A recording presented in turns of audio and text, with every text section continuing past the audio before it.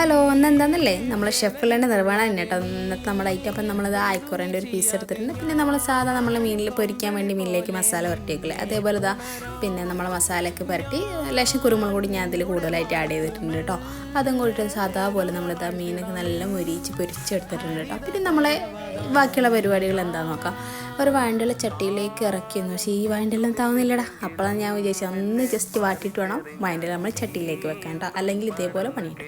അങ്ങനെ നല്ല ലേശം തുള്ളി വെളിച്ചെണ്ണ ഒഴിച്ചു കൊടുത്തു. അത് കഴിഞ്ഞിട്ട് നല്ല കട്ടിയുള്ള തേങ്ങാപ്പാൽ ഞാൻ ഒഴിച്ചു കൊടുക്കുന്നുണ്ട്. പിന്നെ നമ്മളെ ഇഞ്ചിയും പച്ചമുളകും പിന്നെ കറിവേപ്പിലയും, ദാറ്റ്സ് ഇറ്റ്, അത്രയേ ഉള്ളൂ കേട്ടോ. ആ സാധനം മാത്രത്തിൽ പിന്നെ ലേശം തേങ്ങാക്കൊത്തും കൂടി ഇട്ട് കൊടുക്കുന്നുണ്ട്. അത് കഴിഞ്ഞ് ഒരു 2-3 മിനിറ്റ് സിമ്മിലിട്ടുണ്ടെന്ന് തിളപ്പിച്ചെടുക്കുക. അധികം വേണ്ട, നമ്മൾ കുക്കായതല്ലേ നമ്മളെ മീൻ. പിന്നെ നമ്മളതാ ഈ ഒരു ഐറ്റം നമ്മളെ തട്ടിൽ കുട്ടി ദോശ, അപ്പം അതും പിന്നെ നമ്മളെ നിർവ്വാണ സംഭവം അടിപൊളിയായിരുന്നു കേട്ടോ. ഞാൻ ഇത്ര പ്രതീക്ഷിച്ചിട്ടുണ്ടായിരുന്നില്ല. ശരിക്കും എല്ലാവരും ഈ ഒരു ഐറ്റം ട്രൈ ചെയ്ത് നോക്കണം. അപ്പോൾ ഇത്രയേ ഉള്ളൂ. അപ്പോൾ എന്നാ